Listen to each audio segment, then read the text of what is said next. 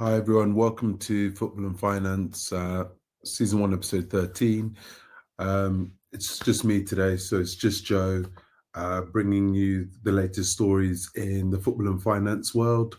It's been a while since we've obviously done an episode, but I thought it'd be great to obviously talk about some of the key topics that have been kind of popping up in terms of within the football world and finance over the last couple of weeks or couple of days. And I think the best place to start would be around PSR, so profit sustainability rules. So spoken about it a lot, what it means for football, how it's changed the transfer market and the football world for better and for worse. But I think the kind of biggest takeaway and what we've recently found out is that all clubs within the Premier League, so all 20 clubs have passed, or there've been no charges brought against clubs for the 3 seasons up until the 23-24, which is, I guess, for some a surprise. For others, it was almost expected, and then there are obviously clubs that were never near breaches. But I think if we look at clubs like Villa, Newcastle, Chelsea, Everton, and Forest, they've sailed close to the wind. It's almost a cautionary tale of how their business models, their transfer dealings, their scouting most likely have to have some level of improvement or enhancement over the coming future to ensure they're not having to do some form of horse trading as they did in the past. But if we were to look at the 3 key takeaways for me with PSR based on the closing of the metaphorical and the financial books of those 3 years for the 20 Premier League clubs, I'd say my 3 takeaways are kind of around the Premier League rules and legislations are badly written, and that has positive and negative impacts depending on which club or what side of the line you sit on. The second, that the Premier League and the PSR compliant clubs, so those that have maybe followed the rules in the spirit in which they were created, miscalculated or took for granted the mutual collaboration that would invariably or could transpire amongst some of the clubs that I've mentioned before. So your Villas, Newcastle's, Chelsea, Everton's, Forest, so a Brighton and Arsenal and all those type of clubs maybe took for granted the level of kind of dealing and trading that would happen between those clubs in terms of helping each other out of their financial predicament. And the third being that does the Premier League actually have the ability to effectively govern and sanction all these clubs, given their various legal skirmishes, both publicly and privately, with clubs like Everton, Leicester, Chelsea, Man City, and the amount of these cases that have led to legal wranglings in which they've come out on the, let's say, the wrong side of the legal or judiciary outcome. But if we take the kind of rules and regulations and kind of the badly written nature, I think what we're seeing, and we'll see a lot more of it, even within this kind of transition to squad ratio, which comes into effect in the following seasons, is there is still plenty of opportunity for clubs to generate some form of a competitive advantage for themselves. And I know we've seen so far, obviously, Chelsea with the sale of their hotel, their car park, the women's team kind of intra-group, and kind of Leicester and their jurisdiction for the season they were relegated in terms of whether they're a Premier League club or an EFL club. But I think what we're probably going to see is more of those type of opportunities transpiring. And I guess for those that are following the rules in the spirit in which they were created, it might create more tension and more frustration in terms of how those clubs are doing that. And interestingly, and one of the things I kind of mentioned in a previous podcast that I thought was kind of good to touch on was just looking at how clubs may start to kind of look for those new competitive advantages. So I know we're all aware that the amortization rules, so the Premier League have brought the amortization rules in line with other jurisdictions. So now if you sign a player for 8 years, 9 years, 10 years, you can only amortize the player's transfer fee over the duration of a 5-year period. So that in itself has closed the quote-unquote loophole that Chelsea were able to exploit for about 2 or 3 transfer windows. But I think it's actually created a unintended consequence, or kind of a secondary opportunity, which we might start to see clubs like Chelsea, or clubs that have actually quite large first team squads of what would be deemed talented or very capable players. And this is kind of in the loan space. So you could say the first club to kind of formally introduce this or bring this into force would probably be Atletico Madrid, with what they were doing with João Felix in terms of the large loan fees they'll be able to negotiate.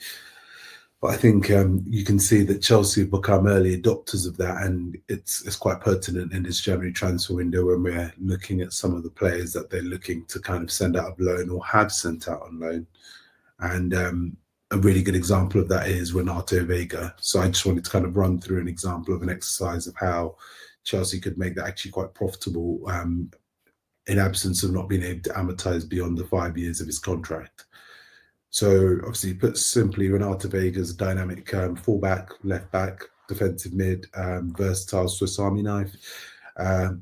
Bought from Basel in Switzerland, pardon the pun.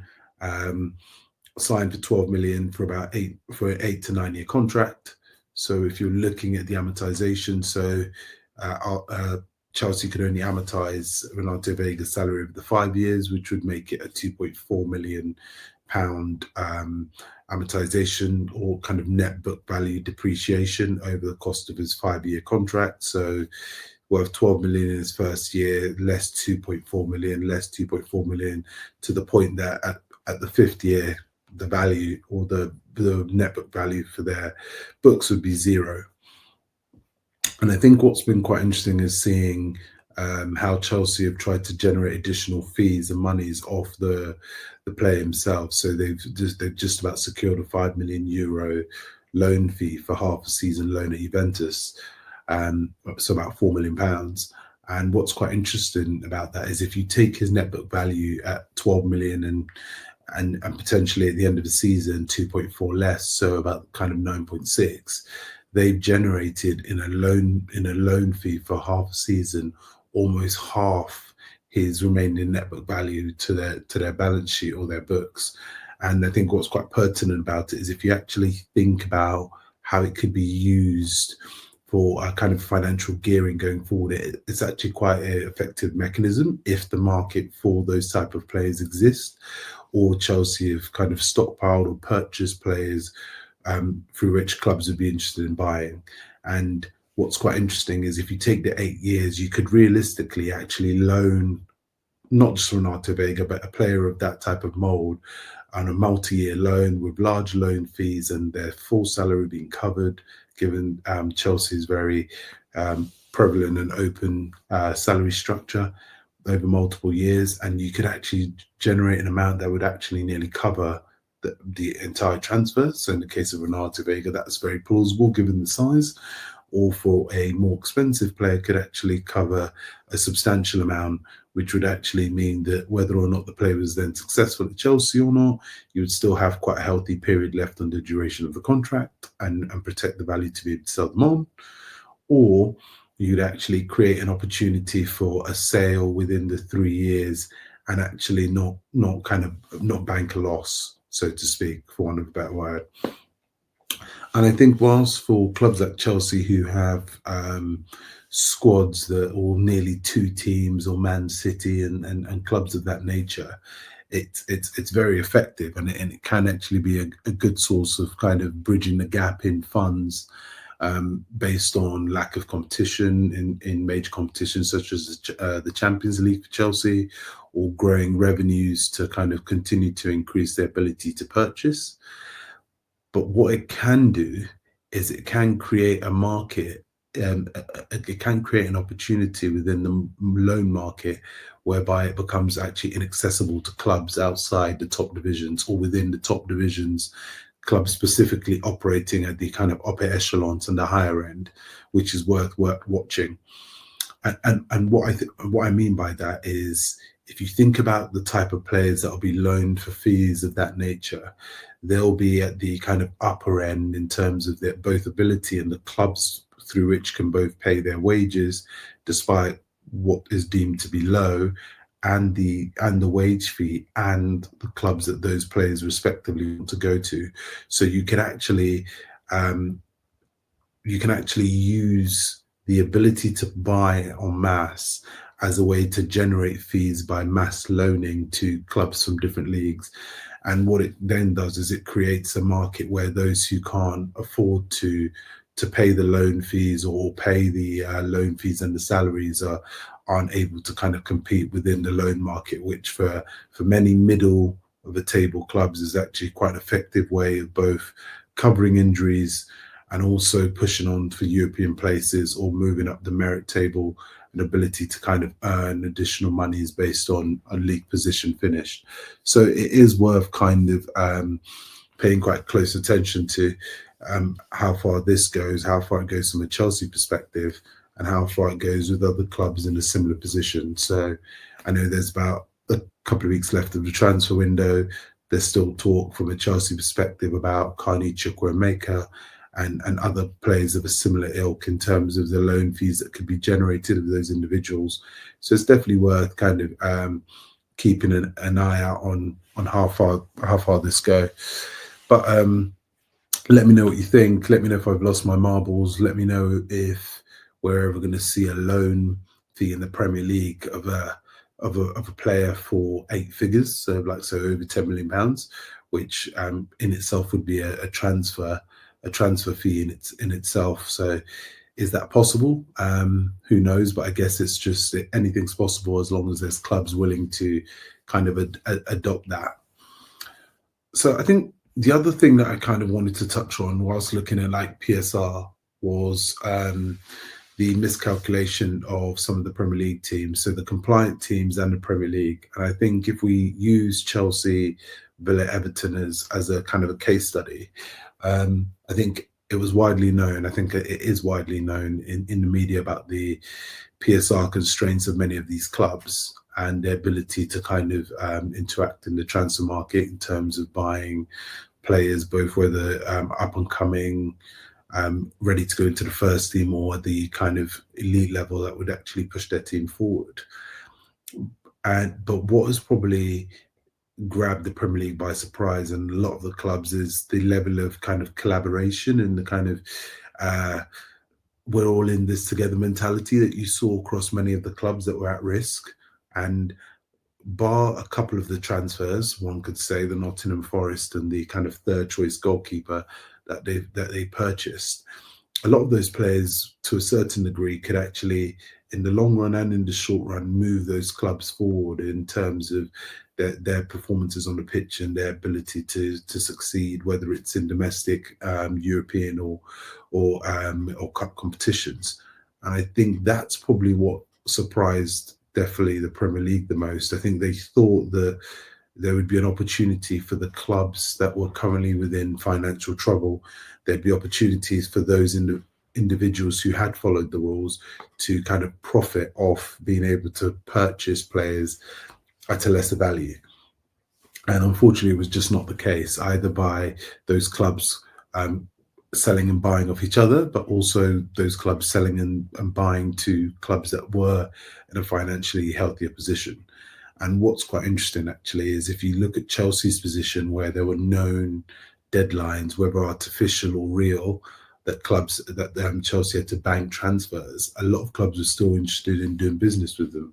And you could say United helped them out by buying Mason Mount for 50 million, or Man City helped them out by buying Mateo Kovacic, or Arsenal helped them out by buying Kai Havertz. But all these sales contributed towards enabling Chelsea to kind of find wiggle room out of PSR. Obviously, the actual inter-sale, inter-entity transition and sale of assets massively contributed, but this is also something that enabled them to get over the line. And I think one of the things that's actually quite interesting is when we talk about the topic about fair market value. So if you're buying a player, the actual valuation not being inflated and some form of internal collusion, I kind of think about it in a similar way to property, in the fact that there's a finite amount. So the value to one person, the value to others are different. and also the value to one may grossly outstrip what it means to another person. So when we look at transfers, it's actually quite an interesting space in terms of people challenging what they believe to be the market value of the individuals. And if we take a macro lens and look at clubs that actively buy players for large fees, whether established or not, and use the Real Madrid example in terms of how much they paid for Rodrigo and Vinicius, which has both obviously turned out amazingly well. They're both world class. They're almost calculated risks. So if you look at Chelsea signing Amari Kellerman, Aston Villa signing Ian Martson, Newcastle selling Kuba Minter to Everton, there's an element of actually they are taking a punt on a risk on a person who's shown potential that they believe they would either not be able to afford in the future, or the fees paid then will substantially dwarf what it is now. One could say that I'm just an optimist, and actually it's just horse trading players that they're willing to get rid of. But I'm sure the clubs themselves do their own kind of internal benchmarking of players across the globe and across the continent that they believe some of these players can be marked and benchmarked against to derive that value. So I think it's one of the things that the Premier League will probably have to heed going forward, that the collaboration that you have between clubs is there's more that kind of binds them than divides them. And that's something to kind of consider as we go into the world of squad ratios. And for the remaining clubs, actually, that are PSR compliant, that there isn't actually this leverage to be found, can be quite artificial in terms of the ability to hold clubs that are suffering from financial constraints to ransom. It's more prevalent, and is actually probably more likely for clubs whereby the disparity, both in terms of ability and league table, it is greater. But so, for example, whether it's a Chelsea trying to buy off a lesser club from, like, for example, like an Ipswich, like Liam Delap, but even within that framework, there's still a level of autonomy that Ipswich have, and control over the players, and willingness to actually do a sale at the end of season or not at all, given their current financial state. And my kind of final takeaway from PSR is the Premier League's ability to govern the 20 clubs. And I guess this kind of further adds fuel to the flame about the football regulator and the role that they play in a kind of a triumvirate with the Premier League and the FA.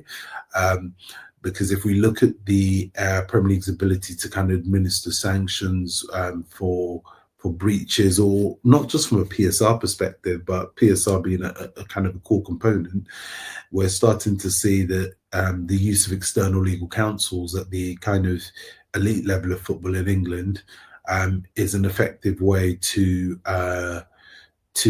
address and unpick legal matters between the clubs and the league.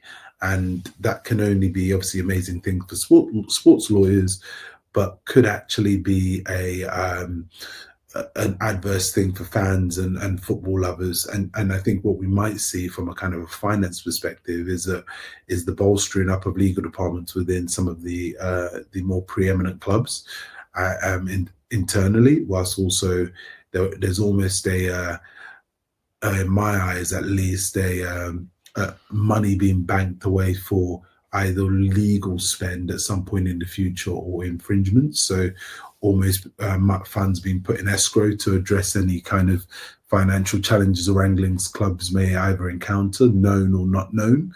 So I think that's one of the things that kind of strikes me.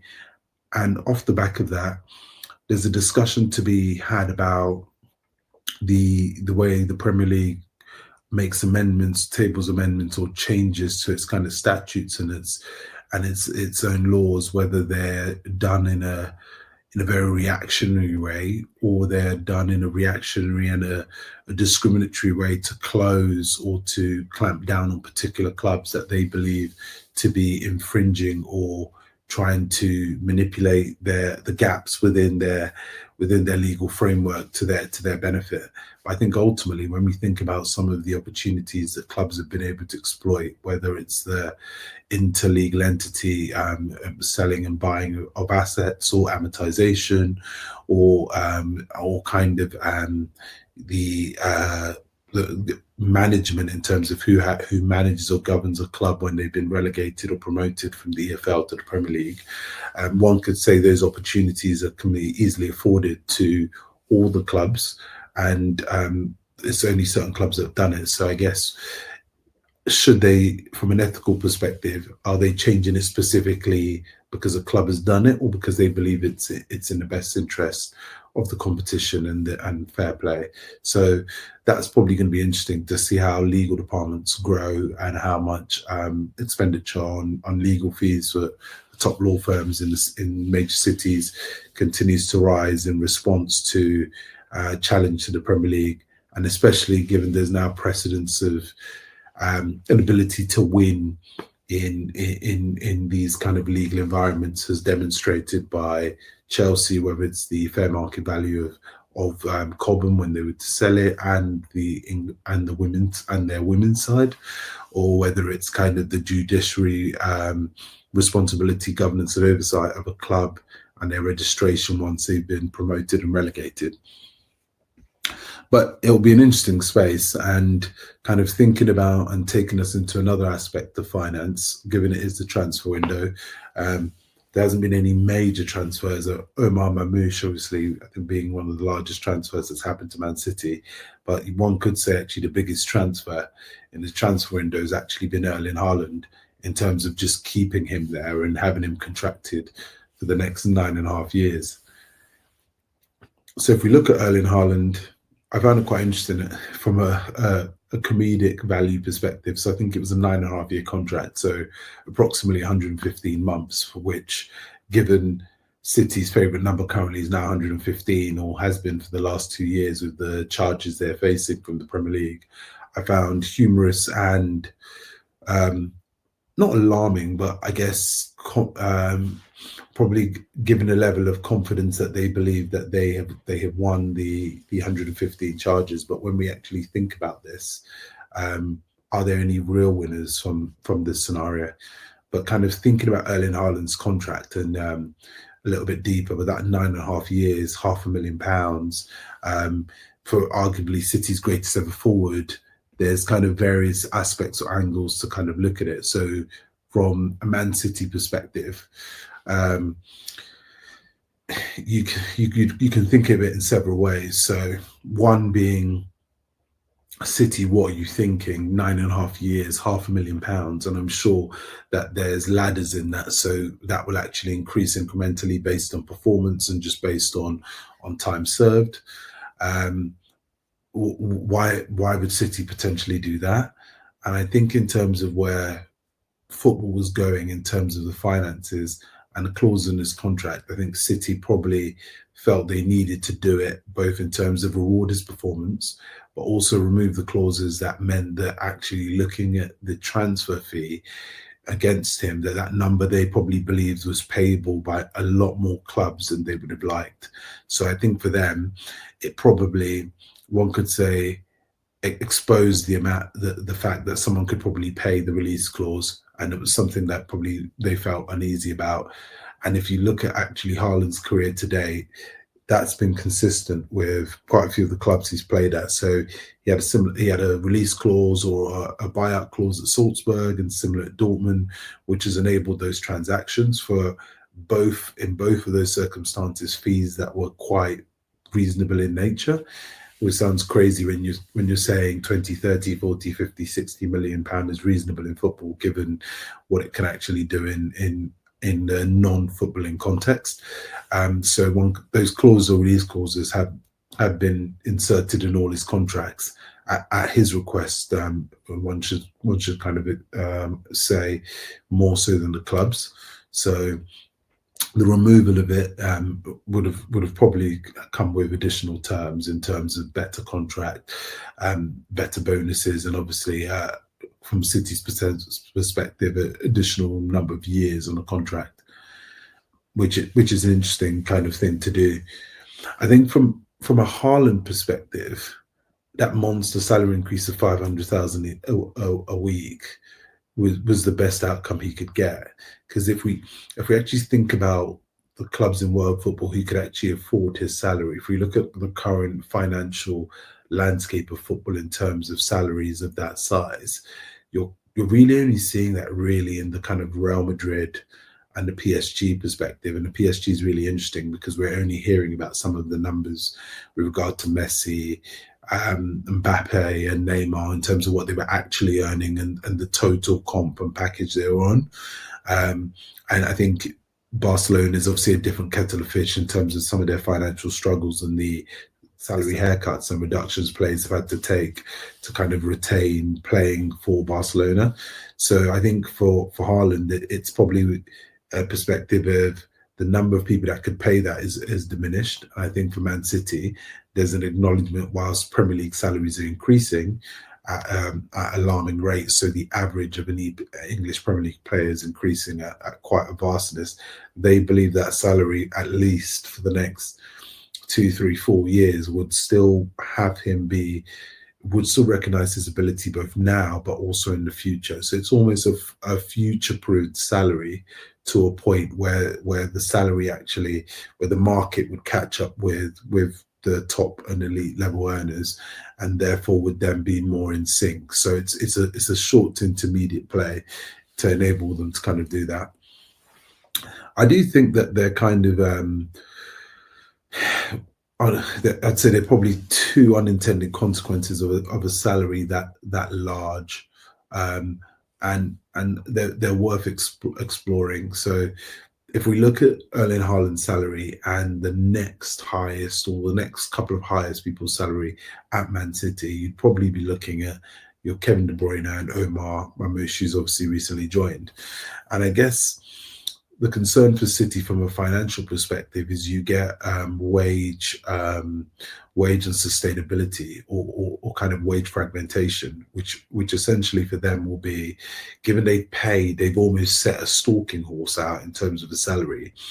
Anyone that outperforms the existing contract or performs very well from a footballing perspective will use Haaland's salary as a barometer to assess their salary, not only in terms of wages, bonuses, structuring, and years of contract.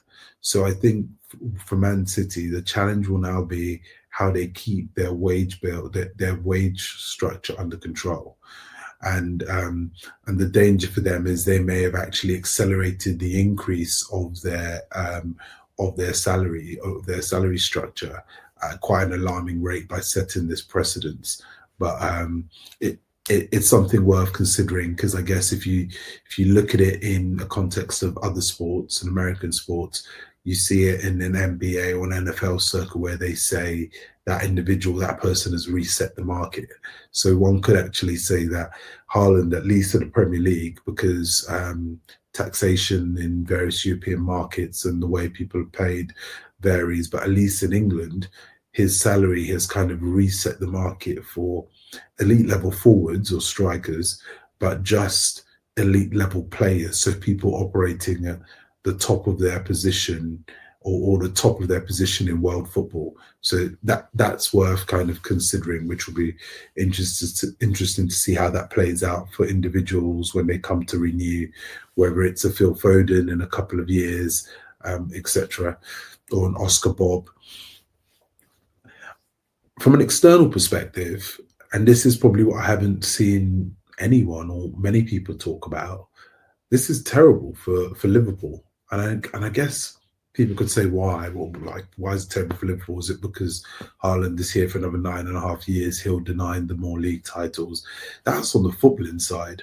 But I actually think it's terrible for Liverpool from a wage structure side, because there's been a lot of talk, and everyone knows that Mohamed Salah, Trent Alexander-Arnold, and Virgil van Dijk are currently in a contract negotiation, all out of contract, I think the summer of this year, so in about 6 months' time, and they're in the midst of negotiation.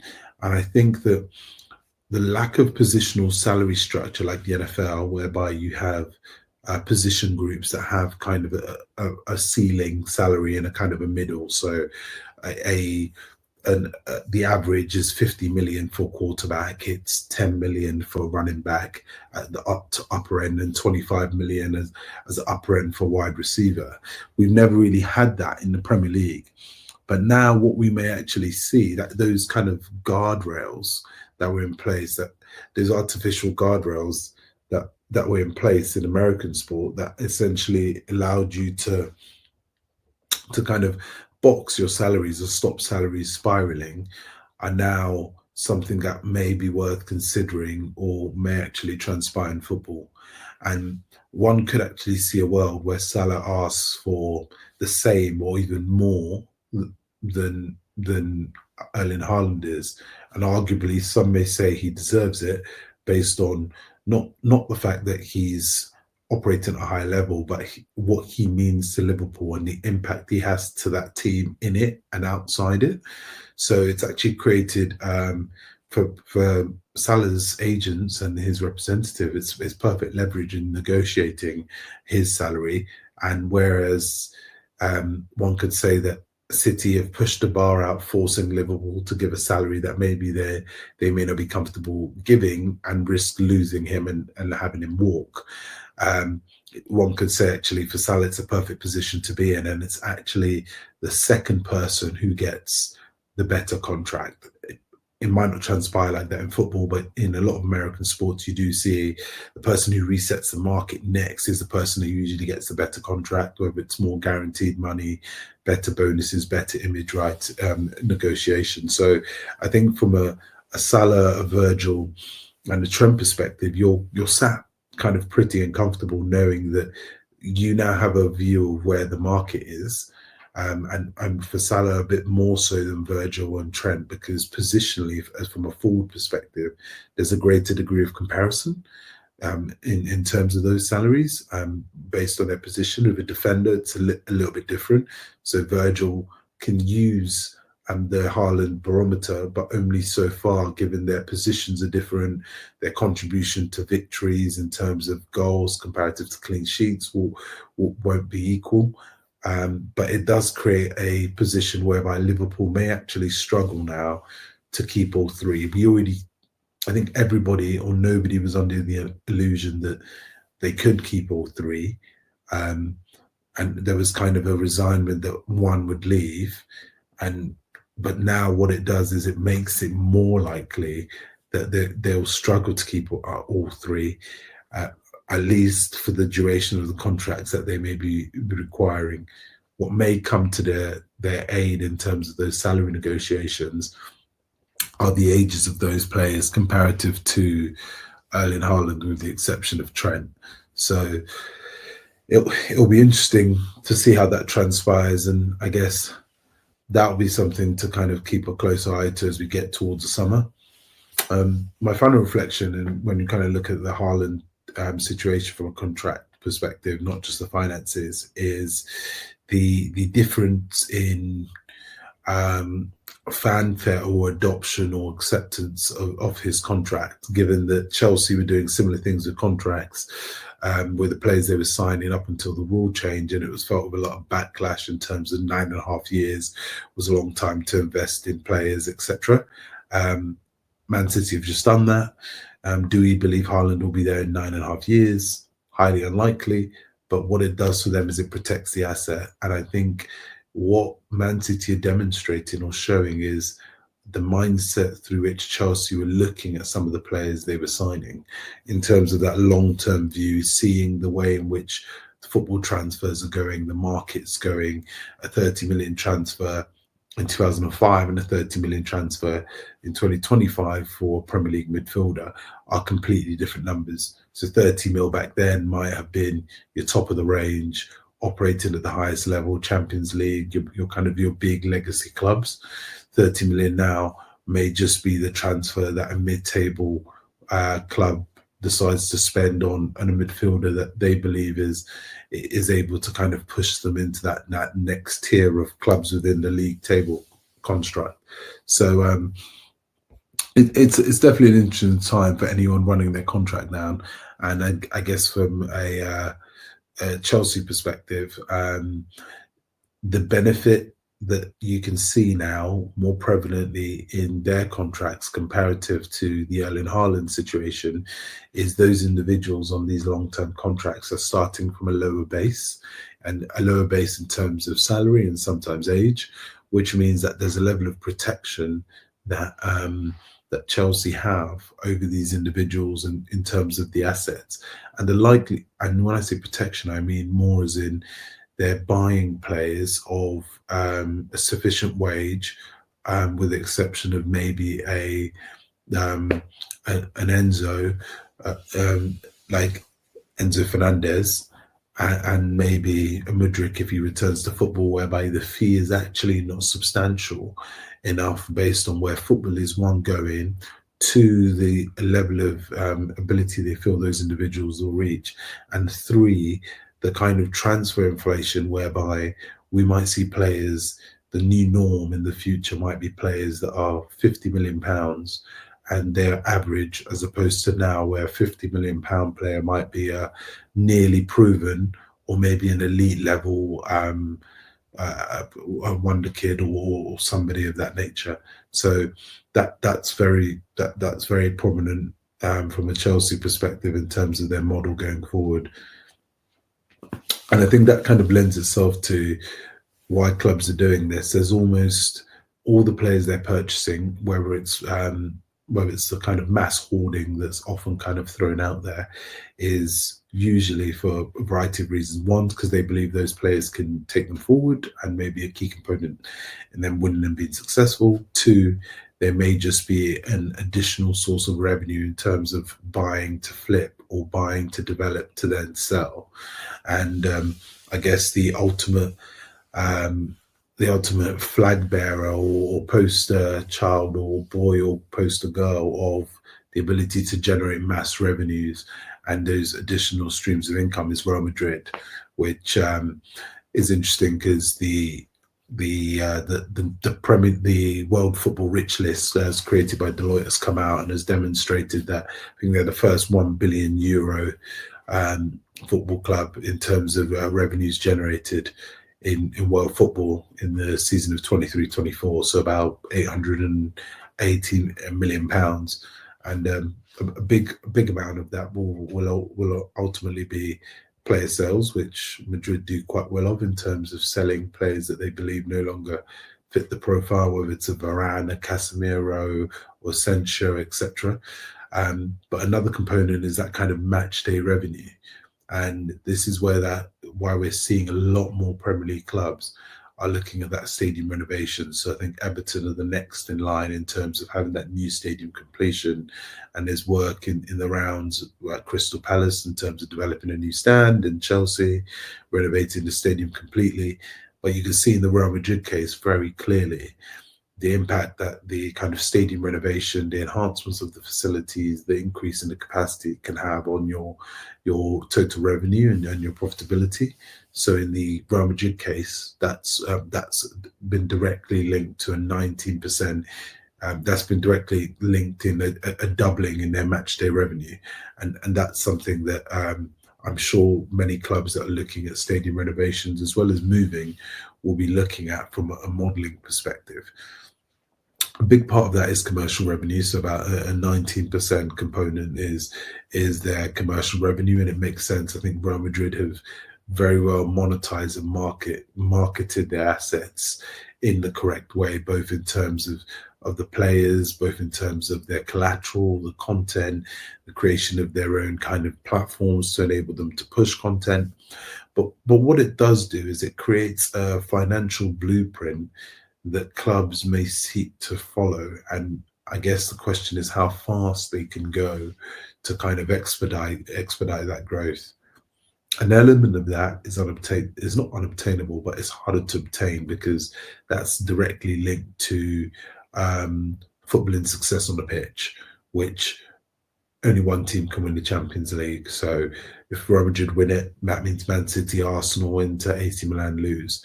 Only one team can win La Liga. If Real Madrid win it, that means Barcelona, Atletico Madrid, Valencia, etc. Those clubs can't win it. So there's a finite amount of winners you can have in terms of individual performance or performance in relation to success on the pitch leading to revenue, but there's kind of almost a unspoken rule that the access to revenue and streams of income linked to kind of your commercial growth and your stadium growth are almost unending and are capped merely by one, your stadium capacity, which is one thing, and how effectively you use the stadium for footballing and non-footballing initiatives, but two, your commercial ability in terms of your reach to get out to the regions of the world and countries whereby your brand is quite powerful and well known.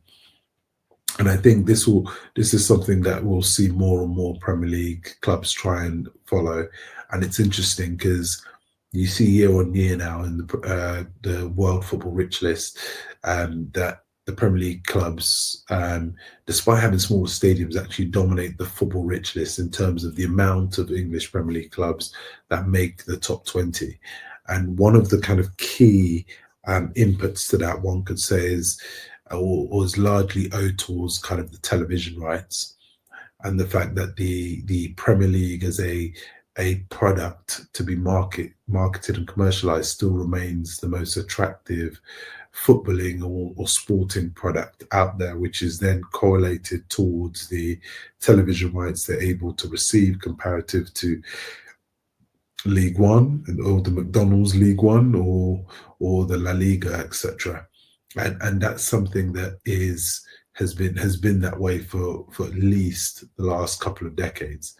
I think the interesting thing from this is what will happen at the next TV deal, because we're now reaching a point of inflection whereby whilst the Premier League remains profitable, the television rights are still attractive and clubs are generating large amounts of revenue from it, they're reaching a point of critical mass whereby either the funding model of how the TV rights are paid, or the size or scale, or the equitable kind of division amongst the clubs will either need to be reviewed, or the clubs will have to find ways of surrendering new content or new capabilities to justify the TV rights or the revenues that they're able to accrue. And that might be things like access to change rooms, as we've seen more effectively used in the NFL, in rugby, etc. Whether it's halftime access to change rooms, whether it's more access to players in terms of documentary, the ability to create additional content outside of your kind of traditional mainstream match highlights, goals, and key moments. So there'll almost be a need for clubs to start to visit how they engage with the content that they have, how they monetize that as an opportunity. And there'll also be kind of further opportunities around sponsorship, whether it's sponsorship of training kits, going beyond main kits, becoming kind of licensed partners, whether it's through the official airline, official television, official watch. So for example, I think Real Madrid's official car is BMW. So you might start to see those become opportunities, but those kind of remain limited to your top tier clubs. So it'll be interesting to see from a revenue perspective what clubs do to grow their revenue beyond just what they're doing now. And the Real Madrid model is one that's really interesting. But I think what is worth kind of following from a Real Madrid perspective is how the model fares when they don't have the footballing success. And one could say actually that's the Man United model, and the fact that they still remain the fourth richest in terms of revenue generation, despite the fact that they haven't won a major competition, or whether it's the Champions League or the Premier League in over a decade. So you could say actually that the model that Real Madrid and Manchester United have is that their business model and their brand is sufficiently large that's actually they've managed to decouple it from footballing performance to such an extent that it's financially profitable, or its revenues are sufficiently high regardless of on the field performance, which kind of demonstrates in regards to at least Real Madrid and Manchester United, they're an example for me of clubs that have transitioned, or sporting franchises that have transitioned from sport to entertainment. And I guess for those hearing or listening, you may think what is the difference between sports and entertainment? Same thing. Entertainment, sport is a type of entertainment that sits underneath the umbrella. I would say in most cases, yes, that is the truth. The two are kind of one and the same. But I think when we think about football from a financial perspective, um, they're almost things that once it's classed as sport, once it's classed as entertainment, you can or can't do. Or not you can or can't do, but are more challenging. So, for example, I would say entertainment, if we use it in the American sense, so for example, the NFL or the NBA, um, having it as entertainment means the price point or point of entry is largely going to be greater. Having it as entertainment means that there's probably greater reliance or over reliance on season ticket holders. You may generate even greater amounts of revenues from having a completely transient audience. So if you take the Jacksonville Jaguars in terms of how much they take from revenue from their games in the London games comparatively to what they take in Jacksonville and Duval County or Duval. Um, I think this is one of the things that we're going to start to see now is how many start to actually look at the franchise as a form of a entertainment, and then if it's deemed to be entertainment, what are the opportunities for further growth and development that they don't currently already have, and this may just go beyond what they've been doing traditionally. So, as I've said, there are really good examples and models in the US of very successful franchises whereby entertainment is a key component, a proponent for their offering, regardless of on-field and off-field success. And if you take the Dallas Cowboys, who are the wealthiest sporting franchise, you could say they are a perfect example of when you think about entertainment and the end-to-end offering, and it has the ability to offer you, and ultimately what's quite interesting for Premier League clubs when you think about that kind of sports versus entertainment turn up is how the fans and the offering within that space changes. And this may be related to some of the player transfers clubs are doing and the players they're able to buy, and the impact and the branding that they're able to generate, and the opportunities, whether it's Chelsea and Cole Palmer and the cold Palmer and his chilling celebration, etc. But it's just it's an additional way greater than before, and with the rise of kind of the digital scene and the digitalization of content, I think the entertainment, as a football being entertainment rather than sport, actually becomes the greater focus for some of the owners who have a background either outside of football or have a background in the various other business interests through which football is a way for them to kind of um, push the agenda of their other offerings. But it's worth watching this space and seeing what happens. I think the Real Madrid model is one that's interesting, and you could say that Real Madrid remain the only club whereby there is the link between performance is now not directly linked to their overarching revenues. They've hit a point where they've gone beyond where the performance of the club may be linked directly to the revenue, because whilst revenue may go down when they don't perform well or don't win major competitions, they're now at the level where the drop off, given their success and given their global brand, is not as material as it once was. But I think it'll be worth watching this space and seeing what happens in the instance that the Real Madrid don't win the league or don't win the Champions League or go 2 or 3 years without winning anything. What does that mean for them going forward? But if we look at some of the things they've done in terms of branching into the events world of it, the event space, so Real Madrid are not just say a football club; they're a football club and a football team that own a stadium that they host events. It'll be interesting to see the growth of that in Real Madrid and seeing the impact that also has on their revenue. And ultimately, that's something that we're already seeing transpire in clubs in the UK. So yeah, that's it for me. Let me know what you think in the comments. Let me know what you think about PSR. Do we believe that the squad ratio will offer the same competitive advantages for those who aren't willing to act in the spirit of which it was created? Is Haaland's contract something that is untenable for Man City in the long term? What does it mean from a financial sustainability and a wage perspective for all clubs, given that that's now the outlier in terms of a salary? And for Real Madrid, where do you go once you've made 1 billion of revenue, euros of revenue? Is the target 2 billion? Is it consolidation? Can you maintain it? Is your model? Am I wrong? And is your model heavily reliant on on-field success?